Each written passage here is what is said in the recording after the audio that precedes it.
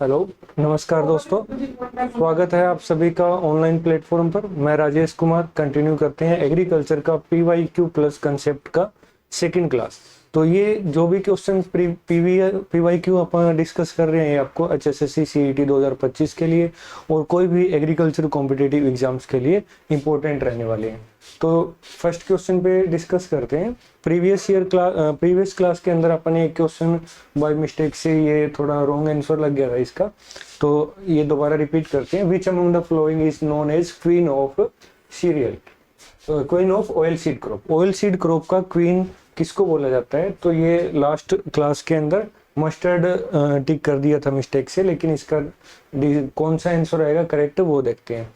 तो which among the following known as queen of oil seed. Queen of oil seed जो होता है आपका वो सीजमे को बोला जाता है, सीजमे को बोला जाता है। और ग्राउंडनट को किंग ऑफ ऑयल सीड बोला जाता है। अगर किंग ऑफ ऑयल सीड की बात करेंगे तो क्या आएगा आपका? ग्राउंडनट आएगा, और क्वीन की बात करेंगे तो सीजमी आएगा। क्वीन ऑफ ऑयल सीड, ये ऑयल सीड क्रॉप के ये दोनों का डिस्कस कर लिया अपना। क्वीन पूछा गया तो आंसर आएगा सीज में, आपका करेक्ट आंसर हो जाएगा। ठीक है, next question. Which one of the following crop can be suitable grown as a mixed crop with wheat? wheat के साथ मिक्स क्रॉप में कौन सी क्रॉप को सुटेबल ग्रो किया जा सकता है? इनमें से कौन सी ऐसी क्रॉप है जो वीट के साथ मिक्स्ड क्रॉप में ग्रो किया जा सकता है? कॉटन, सोरगम, ग्रीन ग्राम और मस्टर्ड। तो अगर इनमें से सभी ऑप्शन को एनालाइज करेंगे तो ऑप्शन में क्या देखते हैं, सीजन के हिसाब से इनको सेलेक्ट करते हैं।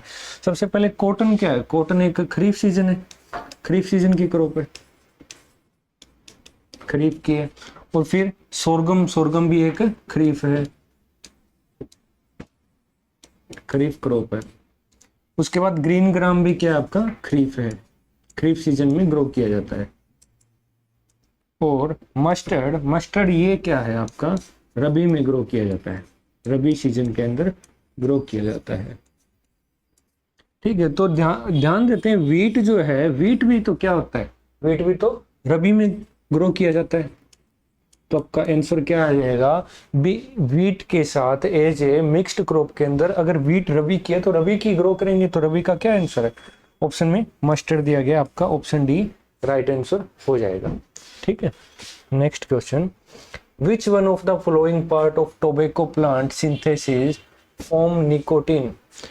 इसमें ये जानने की कोशिश करते हैं, ये पूछ रहे हैं कि कौन सा पार्ट, जो टोबैको प्लांट का कौन सा ऐसा पार्ट है जो निकोटीन की फॉर्मेशन करता है।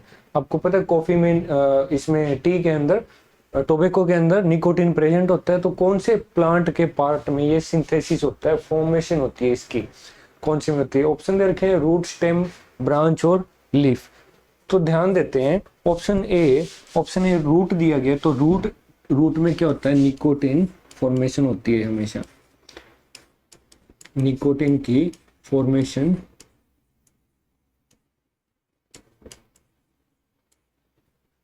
रूट के अंदर होती है। और स्टेम और ब्रांच का इसका कोई रोल नहीं होता कुछ भी। और लीफ क्या है? लीफ में स्टोर होता है,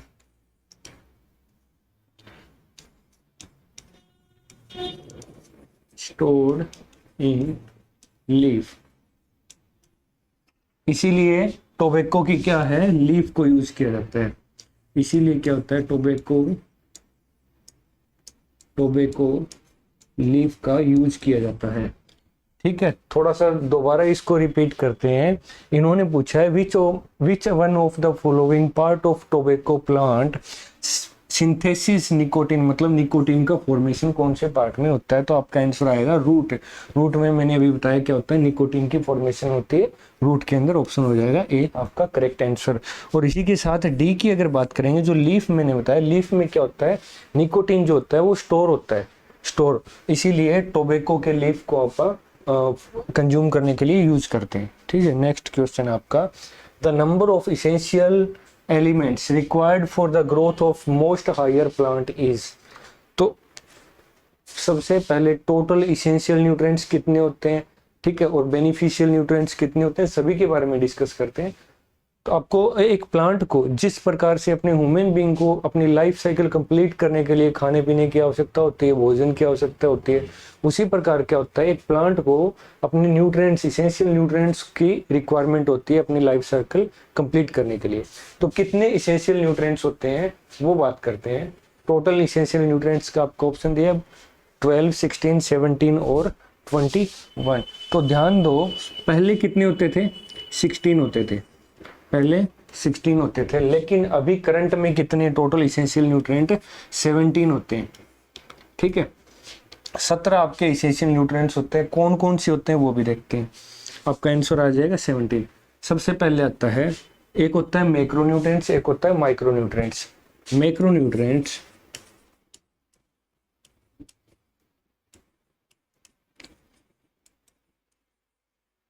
मैक्रोन्यूट्रिएंट में क्या होएगा, जिसकी अमाउंट जो है वो मोर देन 500 ppm यूज की जाती है, उसको बोलते हैं मैक्रोन्यूट्रिएंट्स। इसमें आएगा सबसे पहले आएगा बेसिक न्यूट्रिएंट। कौन से होते हैं, बेसिक में आएगा CH और O, कार्बन, हाइड्रोजन और ऑक्सीजन। बेसिक के बाद आएगा प्राइमरी में आएगा आपका N, P और K, नाइट्रोजन, फॉस्फोरस और पोटासियम। फिर आएगा सेकेंडरी न्यूट्रिएंट्स। सेकेंडरी में आएगा कैल्शियम, मैग्नीशियम और सल्फर। ये सारे जो हैं आपके क्या हैं, मैक्रोन्यूट्रिएंट्स, जिनकी अमाउंट 500 ppm से ज्यादा डाली जाती है फील्ड के अंदर, ठीक है। ये थे मैक्रोन्यूट्रिएंट्स। अब करते हैं माइक्रोन्यूट्रिएंट्स। माइक्रोन्यूट्रिएंट्स क्या होंगे, जो लेस देन 500 ppm की अमाउंट में डाले जाते हैं, उनको क्या बोलते हैं, माइक्रोन्यूट्रिएंट्स, ठीक है। अब माइक्रोन्यूट्रिएंट्स कौन कौन से होते हैं वो देखते हैं। आपका होगा zinc, boron, iron, manganese, chlorine, copper,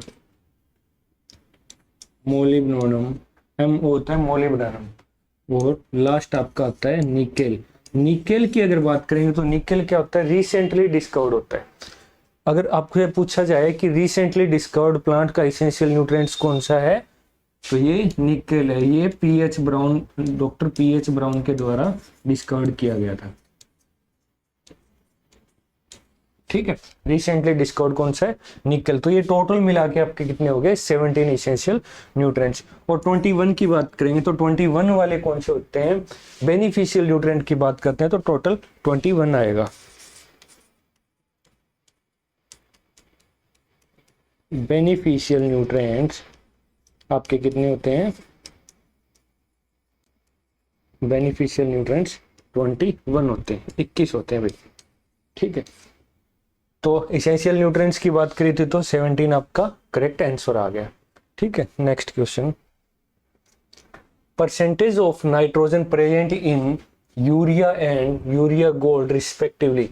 आपको यूरिया और यूरिया गोल्ड के अंदर नाइट्रोजन की परसेंटेज बतानी है रिस्पेक्टिवली, मतलब पहले आपको यूरिया की बतानी है, फिर आपको यूरिया गोल्ड की बतानी है, ठीक है।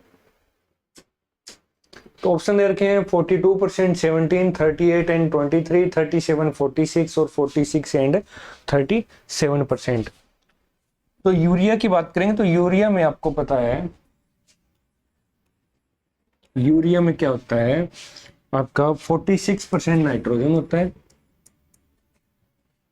46% नाइट्रोजन होता है और 18% और 16% आपका फॉस्फोरस होता है, ठीक है। तो इसी से देखते हैं रिस्पेक्टिवली बताया, यूरिया का सबसे पहले 46% नाइट्रोजन ऑप्शन नंबर डी में दे रखा है, तो इसी प्रकार यूरिया गोल्ड में क्या हो जाएगा 37% नाइट्रोजन हो जाएगा। ऑप्शन डी आपका राइट आंसर। ठीक है, next question, which one of the following irrigation method is best suited for an undulating topography. Undulating topography की बात की है। अंडुलेटिंग टोपोग्राफी वो होती है जो फॉर एग्जांपल हिल स्टेशन हो गया, जो मतलब एक लेवल में नहीं है, इक्वल लेवल में नहीं होता जो फील्ड जो है, उसको अंडुलेटिंग टोपोग्राफी बोलते हैं। हिल स्टेशन हो गया, उबड़ खाबड़ जगह जिसको बोलते हैं, जिसमें कोई भी surface irrigation like flood irrigation वगैरह नहीं कर सकते। ठीक है, तो अंडुलेटिंग टोपोग्राफी के लिए कौन सा इरिगेशन मेथड है बेस्ट होता है उसके लिए? तो फ्लड तो इसमें होता नहीं, फ्लड तो नॉर्मल जो प्लेन एरिया होता है उसमें यूज किया जाता है। ठीक है, इसमें फ्यूरो भी नहीं होगा। ठीक है, रिंग बेसिन भी नहीं होगा। और तो फिर क्या होगा? स्प्रिंकलर इरिगेशन से क्या है, अंडुलेटिंग टोपोग्राफी पे बेस्ट मेथड होता है इरिगेशन के लिए। ऑप्शन डी आपका राइट आंसर। ठीक है, botanical name of rice. Rice का बोटेनिकल नेम पूछा गया, आपके पास ऑप्शन है 4, ट्रिटिकम एस्टिमम, ओरिजा सेटाइवा, जिया मेज और हर्डियम वल्गेर। तो आपको बताना है राइस का क्या होता है। तो सबसे पहले सभी का देखते हैं। फर्स्ट ऑप्शन ए है ट्रिटिकम एस्टिवम। ट्रिटिकम एस्टिवम की अगर बात करेंगे तो ये आपका वीट का बोटेनिकल नेम होता है, वीट का। ठीक है, उसके बाद ओराइजा सेटाइवा की बात करेंगे तो ये किसका होता है? राइस का होता है, राइस का बोटेनिकल नेम ओराइजा सेटाइवा। जिया मेज की बात करेंगे तो ये मेज का होता है, मेज का बोटेनिकल नेम होता है। ठीक है, हॉर्डियम वल्गेर ये बार्ले का होता है, बार्ले का आपका होता है। तो क्या पूछा गया? बोटेनिकल नेम राइस का पूछा गया, तो राइस का आपका ऑप्शन बी आपका ओराइजा सेटाइवा करेक्ट आंसर हो जाएगा। ठीक है, सेकंड ऑप्शन है which among the state in which growing of cotton is rain-fed crop, which state has highest cotton yield in country। कि ऐसा कौन सा स्टेट है कंट्री के अंदर जिसमें क्या है हाईएस्ट यील्ड, कॉटन का सबसे ज्यादा अधिकतर पैदावार होती है कॉटन की, कौन सा स्टेट है? तो थोड़ा सा ध्यान देते हैं कि कॉटन में क्या क्या जरूरी होता है। कॉटन जो है वो एक है, इसकी बोटेनिकल नेम की अगर बात करें तो ये गोसिपियम स्पीसीज से बिलोंग करता है। किसे? गोसिपियम स्पीसीज, गोसिपियम स्पीसीज से बिलोंग करता है। ठीक है, और इसमें कॉटन में जो है वो कौन सी कैसी सॉइल की रिक्वायरमेंट होती है? सॉइल टाइप की अगर बात करेंगे, सॉइल टाइप की, तो ब्लैक सॉइल की रिक्वायरमेंट होती है, ब्लैक सॉइल। और ब्लैक सॉइल में कौन सा मिनरल पाया जाता है अगर ऐसा पूछ ले तो जो इसमें ब्लैक सॉइल में जो मिनरल है वो कौन सा होता है? मोंट मोरिलोनाइट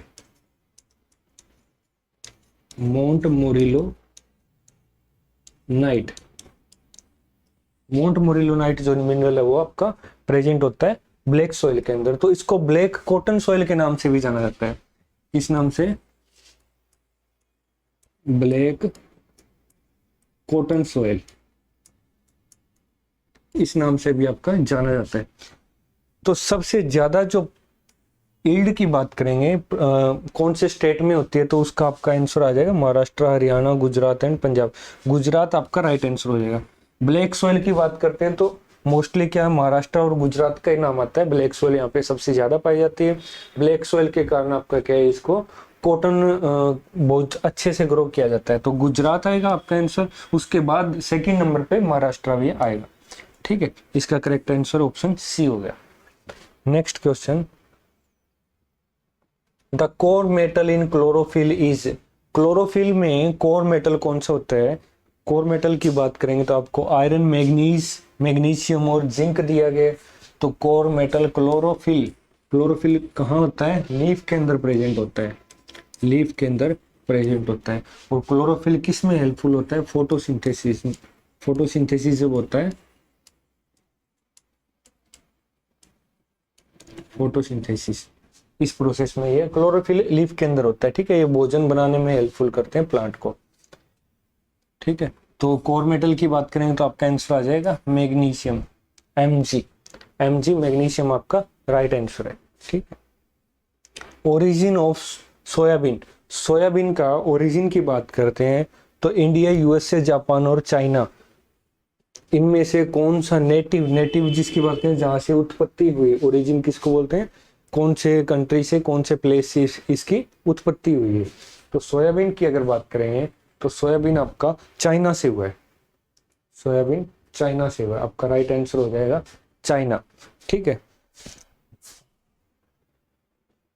the fertiliser containing nitrogen in amide form is, ऐसा कौन सा फर्टिलाइजर है जिसमें नाइट्रोजन जो है वो एमाइड फॉर्म में प्रेजेंट होती है। तो आपके पास ऑप्शन है अमोनियम सल्फेट, ठीक है, अमोनियम फॉस्फेट, डीएपी और यूरिया। डीएपी क्या होता है, di ammonium phosphate, di ammonium phosphate बोलते हैं डीएपी को। ठीक है। तो एमाइड फॉर्म की अगर बात करेंगे, एमाइड फॉर्म जो है यूरिया में प्रेजेंट होती है, यूरिया आपका आंसर आ जाएगा यूरिया। इसमें नाइट्रोजन कितने परसेंट होती है, नाइट्रोजन की बात करेंगे तो 46% नाइट्रोजन होती है। ठीक है, यूरिया में एमाइड फॉर्म होती है। और प्लांट जो ऑब्जर्व करता है वो नाइट्रेट फॉर्म में ऑब्जर्व करता है नाइट्रोजन को, नाइट्रेट फॉर्म में। Next question, which of the following plant growth regulator is responsible for breaking seed dormancy. मतलब आपको बताना है कौन सा जो हार्मोन होता है, प्लांट ग्रोथ रेगुलेटर जो होता है वो डोर्मेंसी ब्रेकडाउन में हेल्पफुल करता है, कौन सा रिस्पॉन्सिबल है डोर्मेंसी ब्रेकडाउन के लिए। तो ऑक्सिन, साइटोकाइनिन, जिब्रेलिक एसिड और 2,4-D। आपके पास 4 ऑप्शन दिए गए, सभी डिस्कस कर लेते हैं क्या क्या होता है। ऑक्सिन जो है वो, सबसे पहले ऑक्सिन, ऑक्सिन क्या काम करता है, elongation of cell, cell elongation में हेल्पफुल करता है, इलोंगेशन ऑफ सेल, सेल को इलोंगेशन में हेल्पफुल करता है आपका ऑक्सिन। उसके बाद साइटोकाइनिन की बात करेंगे तो ये क्या करता है, प्रोमोट सेल डिवीजन को प्रमोट करता है, सेल डिवीजन को प्रोमोट करता है।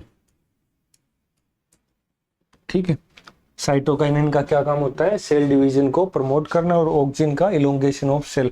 ऑक्सिन में एक और क्वेश्चन आता है कि कहाँ प्रेजेंट होता है, अगर ऐसा पूछ लिया जाए कहाँ प्रेजेंट होता है तो इसका आपका आंसर रहेगा एपिकल बड, एपिकल बड या फिर टिप पार्ट, टिप पार्ट में ये ऑक्सिन जो है वो प्रेजेंट होता है। ठीक है, आगे आता है जिब्रेलिक एसिड। जिब्रेलिक एसिड का क्या काम होता है, जिब्रेलिक एसिड आपका डोर्मेंसी ब्रेकडाउन में हेल्पफुल होता है। ठीक है, इसका काम होता है डोर्मेंसी ब्रेकडाउन, डोर्मेंसी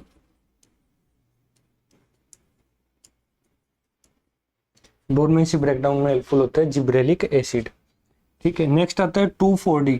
2,4-D एक हर्बिसाइड भी होता है और ऑक्सिन, एज ए ऑक्सिन भी काम करता है। दोनों बताता हूँ ऑक्सिन कब काम करेगा और हर्बिसाइड एज ए कब काम करेगा।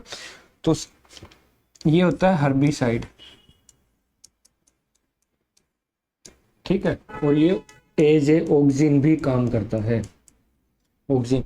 तो ध्यान देना हर्बिसाइड कब काम करेगा, जब इसकी अमाउंट जो है वो 20 ppm से मोर होगी, 20 ppm से ज्यादा इसकी अगर कंसेंट्रेशन रहेगी तो ये क्या काम करेगा, एज ए हर्बिसाइड करेगा। और अगर ऑक्सिन मतलब ग्रोथ रेगुलेटर की बात करेंगे, जो 2,4-D है वो ग्रोथ रेगुलेटर में कब काम करेगा, जब इसकी अमाउंट जो है वो लेस देन 20 ppm से यूज करेंगे, तब लेस देन 20 ppm से यूज करेंगे तो आपका ये क्या है, growth regulator as a work करता है। ठीक है, और ये 2,4-D यूज किस में करते हैं, अगर हर्बिसाइड की बात करें तो किस में और क्यों करते हैं यूज। तो 2,4-D हमेशा वीट क्रॉप में यूज की जाती है, वीट क्रॉप में। और किसके लिए यूज की जाती है, ब्रॉड लीफ जो वीड होते हैं उनको कंट्रोल करने के लिए। हर्बिसाइड है तो नॉर्मल सी बात है वीड को कंट्रोल करने के लिए होगा, तो किसके लिए होगा, ब्रॉड लीफ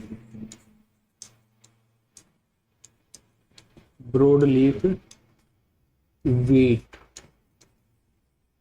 कंट्रोल करने के लिए यूज किया जाता है। तो इसमें पूछा गया था which one of the following plant growth regulator is responsible for breaking seed dormancy. तो सीड डोरमेंसी के लिए तो चारों डिस्कस कर लिए, इस हिसाब से आपका आंसर क्या आ जाएगा, gibberellic acid, option C is the right answer. ठीक है, next ICAR NDRI is located at, कि NDRI जो है वो कहाँ पर लोकेटेड है। सबसे पहले NDRI की फुल फॉर्म देखो, नेशनल डेयरी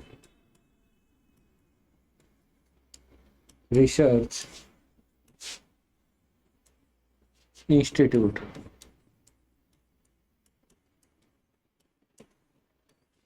ठीक है, नेशनल डेयरी रिसर्च इंस्टीट्यूट की बात करें कहाँ पर लोकेटेड है, इंदौर, हिसार, करनाल और आनंद। तो इंदौर तो MP में पड़ता है, आपको पता है ये MP में, इसमें नहीं होगा। हिसार जो है वो कहाँ पे होता है, हरियाणा में हिसार।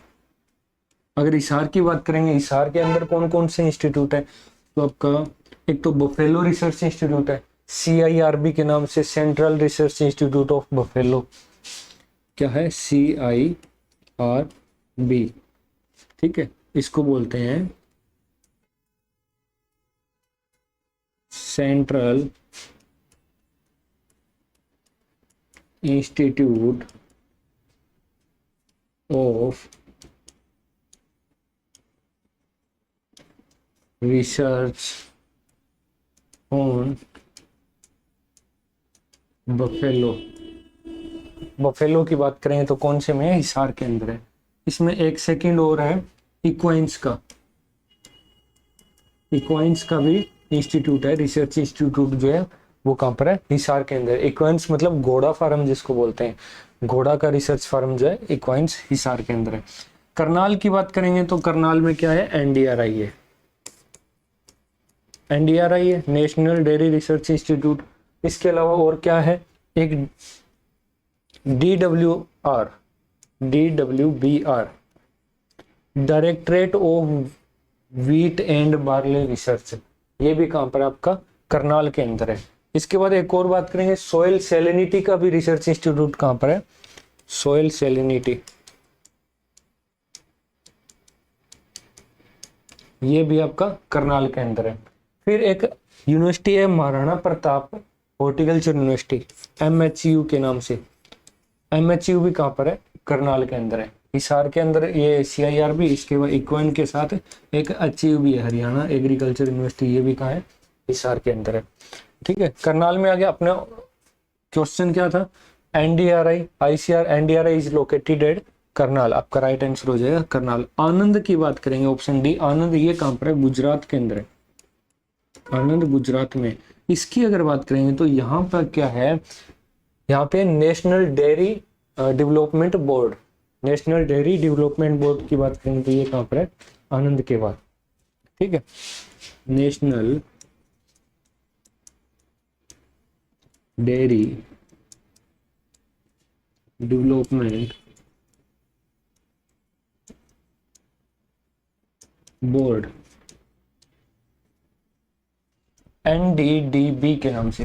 ठीक है, NDDB के नाम से।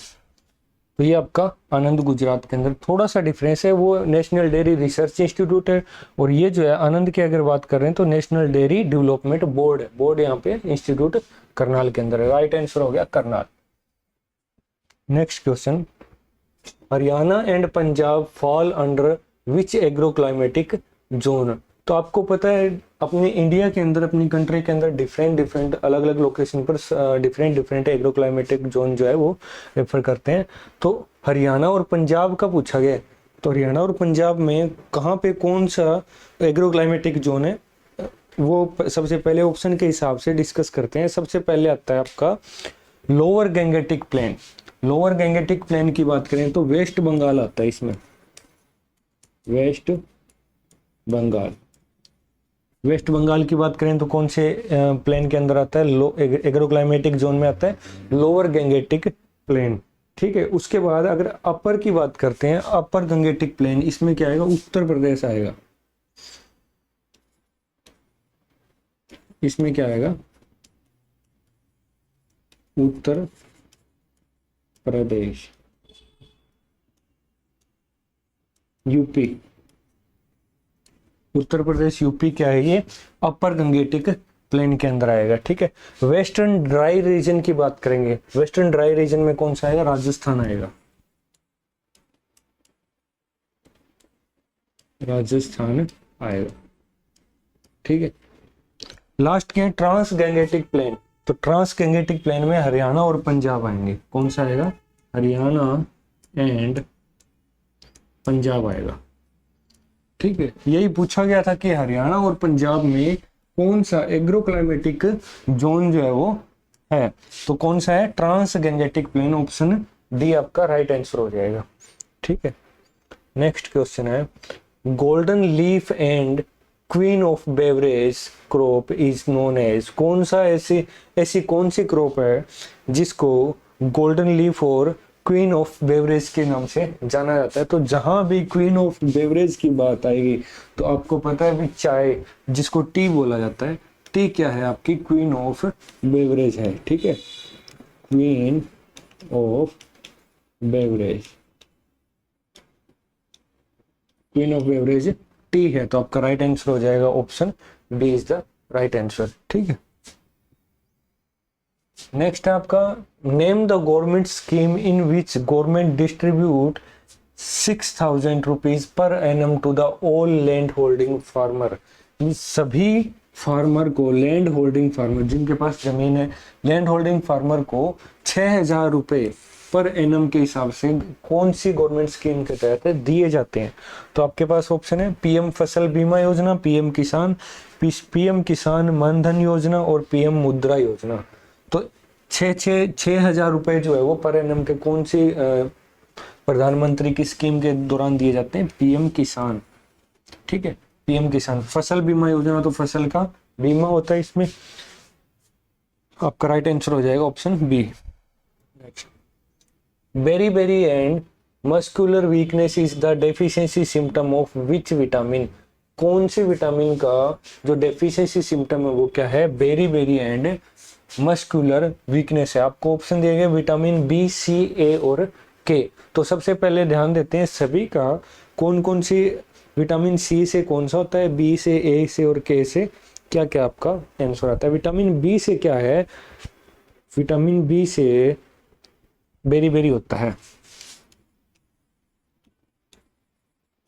बेरी रोग जो है वो विटामिन बी की कमी से होता है, और इसी की कमी से क्या होगा, मस्कुलर वीकनेस, मसल्स में वीकनेस आने लग जाएगी, मस्कुलर वीकनेस।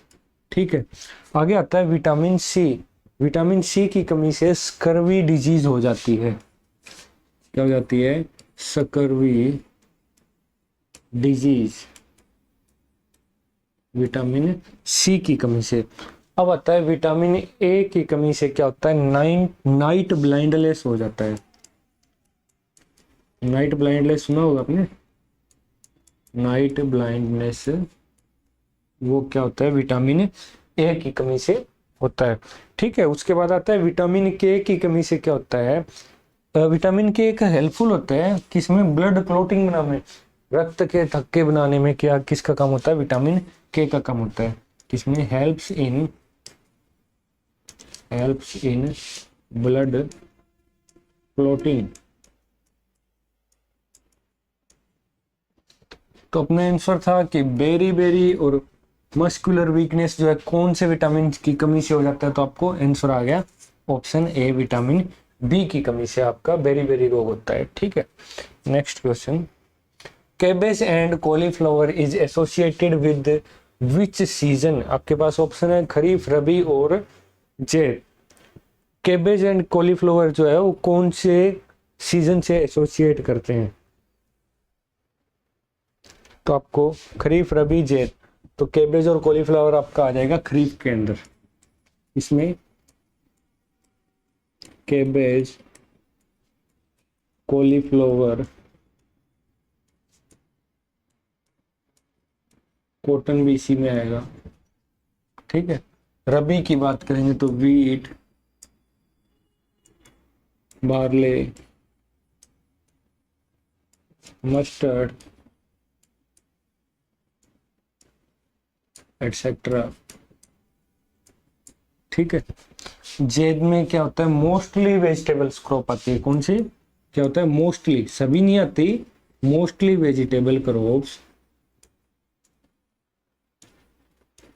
क्रॉप्स क्या है वो आपकी जेड सीजन के अंदर आती है। मोस्टली में जैसे वाटरमेलन हो गया, कुकुम्बर हो गया, मस्क मेलन हो गया, वाटरमेलन,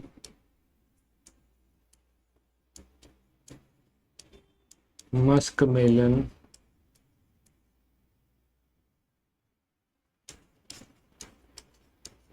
कुकुम्बर एटसेट्रा। जेद में ऐसी क्रॉप्स आती है, जेद सीजन के अंदर ऐसी क्रॉप्स जिनका लाइफ साइकिल क्या है, 2 से 3 मंथ के बीच में होता है, जो 2 से 3 मंथ में पक कर तैयार हो जाती है। वो वाली क्रॉप्स किसमें आती है, आपकी जेद सीजन के अंदर आती है। तो आपका पूछा है केबेज और कॉलीफ्लावर पूछा गया, तो ऑप्शन ए आपका राइट आंसर हो जाएगा, खरीफ सीजन। ठीक है। आगे largest area and production of pearl millet. Pearl millet का लार्जेस्ट एरिया और प्रोडक्शन कौन सी स्टेट के अंदर होता है? ठीक है, तो हरियाणा, राजस्थान, गुजरात और पंजाब। तो पर्ल मिलेट की बात हो रही है। पर्ल मिलेट का क्या होता है, बाजरा बोलते हैं जिसको, बाजरा। बाजरा क्या होता है, मोस्टली ड्राई रीजन के अंदर ग्रो कर सकते हैं। ठीक है, क्योंकि इसको ज्यादा वाटर की रिक्वायरमेंट नहीं होती। तो हरियाणा, राजस्थान, गुजरात और पंजाब में आपका राजस्थान में जो है वो क्या है, बार्ले का एरिया और प्रोडक्शन दोनों ही ज्यादा है। एरिया एंड प्रोडक्शन दोनों ही कहाँ पे ज्यादा है, राजस्थान में। ऑप्शन डी आपका राइट आंसर हो जाएगा। ठीक है। नेक्स्ट और लास्ट क्वेश्चन है ये, largest area and production of potato. Potato, आलू का एरिया और प्रोडक्शन कहाँ पे सबसे ज्यादा है? पोटैटो की बात करते हैं तो पोटैटो का सबसे पहले बोटेनिकल नेम क्या होता है, सोलेनम